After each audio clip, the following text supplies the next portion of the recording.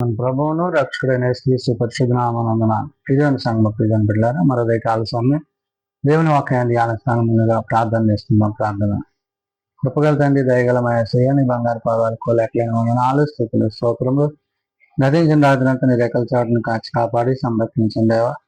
మరో కాల సమయం సజీవ లెక్కను చేరి ప్రార్థించండిగా. వాక్యమైన దేవుడు వాక్యం నాతో మాతో మాట్లాడి మీరే మహిమగంతా ప్రభావాలు పొందమని చేస్తున్నామని అడుగుతున్నాం తండ్రి. ఆమె దేవుని సంఘం ప్రియమైన బిడ్డలని ఎడదమ్మకి ఏర్పాటు చేసిన దినవాక భాగం అపోస్తలులైన పౌలు హెబ్రీయులకు రాసిన పత్రిక 8వ అధ్యాయము 10, 11, 12, 13 వచనాలు ఈ విధంగా రాయబడినవి. అపోస్తలులైన పౌలు హెబ్రీయులకు రాసిన పత్రిక 8వ అధ్యాయము 10 నుంచి 13 వచనంలో ఈ విధంగా రాయబడినవి.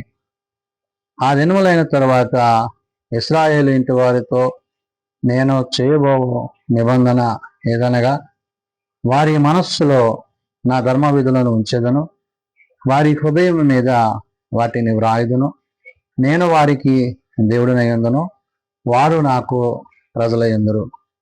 ప్రియదేవుని సంగమా ప్రియదేవుని బిడ్డలారా, పౌలు భక్తుడు హెబ్రీ సంఘానికి పత్రిక రాస్తూ దేవుని యొక్క మాటలు అనగా హృదయం మీద వ్రాయబడిన ధర్మ విధులు అని పౌలు భక్తుడు గుర్తు చేస్తున్నాడు. అంటే దేనిని బట్టి మనము నీతిగా జీవించగలమో, దేనిని బట్టి దేవుడు మనల్ని నీతిమంతులుగా చేయనో ఆ ధర్మశాస్త్ర సంబంధమైన విధులనుగా, అంటే దేవుడు తన కుమారుని లోకానికి పంపించినప్పుడు కొత్త నిబంధనకు మధ్యవర్తిగా ఆయన ఉంచిన తర్వాత ఆయన ద్వారా ఏదైతే ఆయన చిత్తాన్ని జరిగించారో దానిని ఇక్కడ హృదయమందు వ్రాయబడిన ధర్మ విధులుగా పౌలు ప్రస్తావన చేశాడు. అందుకని ఇక్కడ అంటున్నాడు ఆ దినములైన తర్వాత అంటున్నాడు. అంటే దేవుని యొక్క దినాన్ని, దేవుని యొక్క సమయాన్ని, దేవుని యొక్క ఉద్దేశాన్ని ఎరిగిన వారమై ఇశ్రాయేలు ఇంటి వారితో నేను చేయబో నిబంధన ఏదనగా, అంటే దేవుడు తన ప్రజలతో తాను చేయబో నిబంధన అంటే ఎవరైతే ఆ నిత్యరాజ్యానికి నిత్యత్వానికి వారసులవుతారో వారందరితో దేవుడు ఒక నిబంధన ఇహమందు ఆయన కలిగి ఉన్న విషయాన్ని పౌలు ప్రస్తావన చేశాడు. కాబట్టి ఆ దినములైన తర్వాత ఇశ్రాయేలీయుల ఇంటి వారితో నేను చేయబోవో నిబంధన ఏదనగా వారి మనస్సులలో నా ధర్మ విధులను ఉంచేదను అంటున్నాడు. అంటే హృదయాంతరంగా అడిగిన దేవుడు, అంటే వారి యొక్క మనస్సుల్లో ఆలోచనలో ఆయన పట్ల వారు ఎటువంటి ప్రేమ కలిగి ఉండాలో, ఎటువంటి ఉద్దేశాలు వాళ్ళు కలిగి ఉండాలో అనే విషయాన్ని ఇక్కడ పౌలు ప్రస్తావన చేస్తూ వారి హృదయముల మీద వాటిని వ్రాయుదును అంటున్నాడు. అంటే దేవుడు హృదయాంతరంగా ఎరిగిన దేవుడు కాబట్టి ఏది మానవుడు సరైన రీతిలో తాను జీవన విధానంలో ఏదైతే తాను కలిగి ఉండాలో దాని విషయంలో అంతరంగాత్మలను దేవుడు పరిశీలించేవాడై ఉన్నాడు. కాబట్టి ఇక్కడ వారి హృదయముల మీద వాటిని వ్రాయుదును, నేను వారికి దేవుడినై ఉందును, వారు నాకు ప్రజలై ఉందురు. అంటే దేవునితో మానవునికి, మానవునితో దేవునికి ఉండే సంబంధము అది నిత్య నిబంధనకు, కొత్త నిబంధనకు నిలువై ఉన్నది, నిదర్శనమై ఉన్నది అనే విషయాన్ని పౌలు ఇక్కడ ప్రస్తావన చేశాడు. కాబట్టి ఇక్కడ ప్రభువును తెలుసుకున్నాడని తన పట్టణస్థునికైనాను తన సహోదరునికైనా ఉపదేశము చేయడు.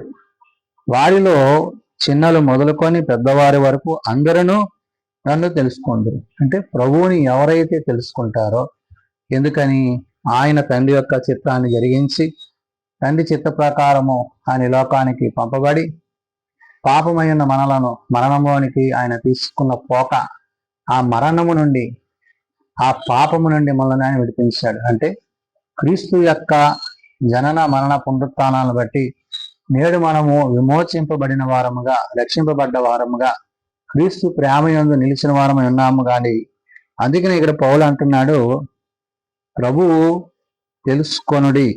అంటే ఎవరైతే క్రీస్తుని కలిగి ఉంటారో, ఎవరైతే క్రీస్తుని తెలుసుకుంటారో తన పట్టణస్థునికైనాను తన సహోదరునికైనాను ఉపదేశము చేయడు.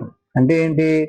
హృదయమందు పవిత్రత, పరిశుద్ధత కలిగిన వాడు ఆ హృదయమందు దేవుని యొక్క చిత్తాన్ని, ఉద్దేశాన్ని ఎరిగిన వాడై ఉంటాడు అనే విషయాన్ని చెప్తూ వారిలో చిన్నలు మొదలుకొని పెద్దవారి వరకు అందరూ నన్ను తెలుసుకుందరు. అంటే బాల్యం నుండి కూడా దేవుని యొక్క మాటల చేత, ఉపదేశముల చేత క్రీస్తు యొక్క ప్రేమలో పాలిభాగస్తులు అవుతారు అనే విషయాన్ని చెప్తూ, నేను వారి దోషముల విషయమై దయగలిగి వారి పాపములను ఇకను ఎన్నడను జ్ఞాపకము చేసుకొనని ప్రభువు సెలవిచ్చున్నాడు. కాబట్టి ఆజ్ఞాతిక్రమం, పాపముల చేత మరణం, ఈ మరణాన్ని నుంచి, ఈ పాపాన్ని నుంచి దేవుడు మనలను కాపాడును, రక్షించుననే విషయాన్ని పౌలు గుర్తు చేశాడు. కాబట్టి యేసుక్రీస్తు ప్రభువారు ఎందు నిమిత్తమైతే ఈ లోకానికి ఆయన పంపబడ్డాడో దాన్ని హృదయముల మీద వ్రాయబడిన ధర్మ విధులుగా పౌలు ఇక్కడ ప్రస్తావన చేశాడు. కాబట్టి నీతిని, న్యాయాన్ని జరిగించే దేవుడు, ఆయన సత్యం అనుసరించి జీవించే వారిగా మనల్ని ఆయన చేస్తున్నాడు.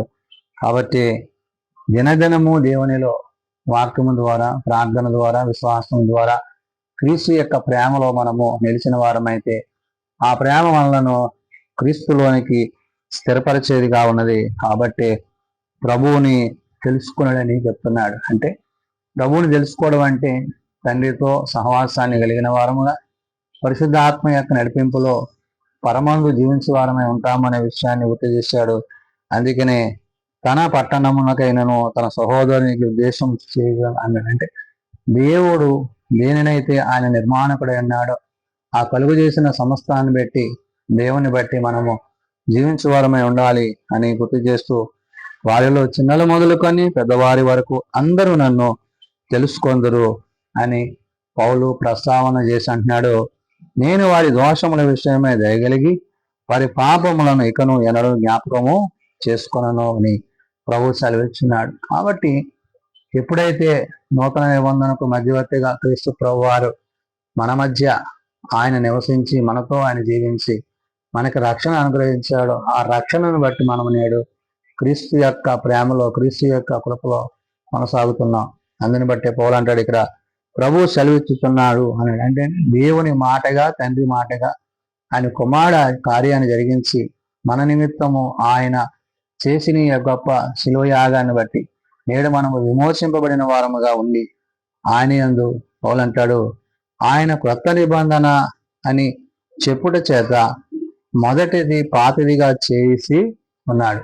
అంటే దేవుడు ఏదైతే ఆయన నూతన నిబంధనకు సాదృశ్యంగా, మధ్యవర్తిగా ఆయన ద్వారా ఈ సమస్తము జరిగిందో దాని గురించి పౌలు అంటాడు, ఆయన క్రొత్త నిబంధనను అని చెప్పుట చేత మొదటిది పాతని చేసి ఉన్నాడు. ఏది పాతది వెళ్ళి ఉండునో పోవునో అది అదృశ్యమొకటకు సిద్ధముగా ఉన్నది. అంటే క్రీస్తు ద్వారా, క్రీస్తు ప్రేమ ద్వారా, క్రీస్తు కృప ద్వారా, క్రీస్తు మన పట్ల చూపించే ఆ కనికరమును బట్టి నేడు మనము విశ్వాస సంబంధమైన ఆయన ప్రేమలో మనము కొనసాగుతున్నాం. కాబట్టి మరణమును జయించి మన కొరకు మరణించి తిరిగి లేచిన క్రీస్తుని మనం కలిగి ఉండడం ద్వారా పరిశుధాత్మ దేవుడు సెలవిచ్చే మాట, పౌలు చెప్తున్న మాట, హృదయం మీద వ్రాయబడిన ధర్మ విధులను నెరవేర్చే వారముగా ఆ ధర్మం అనుసరించి ధర్మశాస్త్రానుసారంగా జీవించి క్రీస్తు రాబోతున్న విషయాన్ని ఎరిగి ప్రభు కొరకు ప్రత్యేకింపబడ్డ వారమై క్రీస్తుతో పాటు తండ్రి యొద్దకు చేరుటకు సిద్ధపాటు కలిగిన వారమై ఉండాలి. అందు నిమిత్తమే నూతన నిబంధనకు మధ్యవర్తిగా ఆయన నిలిచి ఉన్నాడనే విషయాన్ని పౌలు ఇక్కడ ప్రస్తావించాడు. ఆయన క్రొత్త నిబంధన అని చెప్పుట చేత మొదటిది పాతదిగా చేసి ఉన్నాడు. ఇది పాతగిల్లి విడిగి పోవునో అది అదృశ్యం ఒకట సిద్ధముగా ఉన్నది అంటున్నాడు. కాబట్టి దేవుని యొక్క ఉద్దేశాన్ని, దేవుని యొక్క ఆలోచనను ఎరిగిన వారముగా ఆయన యొక్క నివాస స్థలమందు ఆయనతో నివసించుటకు కావలసిన సిద్ధపాటు ప్రతి వారు కలిగి ఉండాలని పరిశుధాత్మ దేవుడు భక్తుడైన పౌలు ద్వారా తెలియజేస్తున్న మాటలు ప్రార్థన చేసుకున్నాం. ప్రేమ నమ్మకం కలిగిన మా తండ్రి, కృప కలిగిన దేవ, అవును ఆయన, నిన్ను బట్టి, నీ మాటని బట్టి జీవించుటకు, నీ వాక్యానుసారంగా జీవించుటకు మీ సహాయము మాకు దయచేయండి. శరీరధారిగా మా మధ్య నివసించి నూతన నిబంధనకు మధ్యవర్తిగా నీవు నిలిచి ఉన్నావు. అవును తండ్రి, నీ కుమారుని మా కొరకు ఈ లోకానికి పంపించి మా అతిక్రమం నుండి, పాపం నుండి మాకు విడిపలింపజేసి, అయ్యా నీ కుమారుని ద్వారా మాకు రక్షణ ఇచ్చి ఉన్నావు. మా దోషంలో మా పాపలను తొలగించి నీ కుమారుని ద్వారా మాకు నిజరాజ్యాన్ని అనుగ్రహించి ఉన్నారు. కాబట్టి నాయన, నీ అందులో, నీ మాటలు ఎందుకు నీ ఉపదేశం అందరూ జీవించటకు మాకు నీ సహాయం దయచేయండి. ఎవరైతే బలహీనులైనారో వారిని బలపరచు, ఎవరైతే రోగులైనారో వారిని స్వస్థపరచు.